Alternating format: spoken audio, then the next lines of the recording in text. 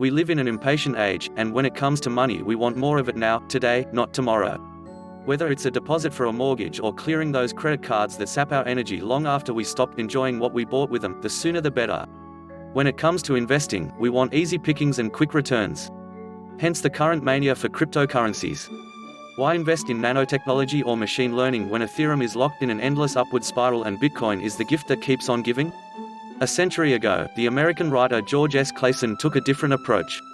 In The Richest Man in Babylon, he gave the world a treasure trove, literally, of financial principles based on things that might seem old-fashioned today: caution, prudence and wisdom. Clason used the wise men of the ancient city of Babylon as the spokesman for his financial advice, but that advice is as relevant today as it was a century ago, when the Wall Street crash and the Great Depression were looming. Take for example, the 5 laws of gold. If you are looking to place your personal finances on a sound footing, wherever you are in life, these are for you. Law number 1, gold comes gladly and in increasing quantity to anyone who puts by at least a tenth of their earnings to create an estate for their future and that of their family. In other words, save 10% of your income. Minimum. Save more than that if you can. And that 10% is not for next year's holiday or a new car. It's for the long term. Your 10% can include your pension contributions, ISAs, premium bonds or any kind of high-interest, restricted access savings account. Okay, interest rates for savers are at historic lows now, but who knows where they'll be in 5 or 10 years?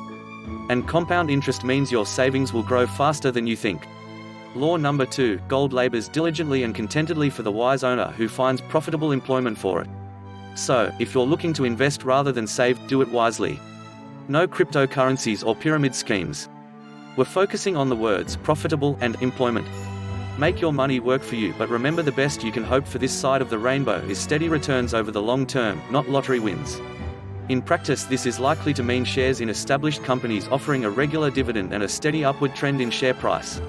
You can invest directly, or through a fund manager in the form of unit trusts, but before parting with a single penny, see Laws 3, 4 and 5. Law number 3, gold clings to the protection of the cautious owner who invests it under the advice of those wise in handling it. Before you do anything, talk to a qualified, experienced financial advisor. If you don't know one, do some research. Check them out on the internet. What expertise do they have? What kind of clients? Read the reviews. Call them first and get a feel for what they can offer you, then decide if a face-to-face meeting will work. Check out their commission arrangements. Are they independent or tied to a particular company, under contract to push that company's financial products? A decent financial advisor will encourage you to get the basics in place: pension, life insurance, somewhere to live, before steering you towards investing in emerging markets and space travel. When you're satisfied that you've found an advisor you can count on, listen to them. Trust their advice. But review your relationship with them at regular intervals, say annually, and if you're not happy, look elsewhere. Chances are, if your judgment was sound in the first place, you'll stick with the same advisor for many years to come. Law number 4, gold slips away from the one who invests it in businesses or purposes with which they're not familiar or which are not approved by those skilled in its keep. If you have a deep knowledge of food retail, by all means invest in the supermarket chain that is increasing market share. Likewise, if you work for a company that has an employee share ownership scheme, it makes sense to take advantage of it if you're sure that your company has good prospects.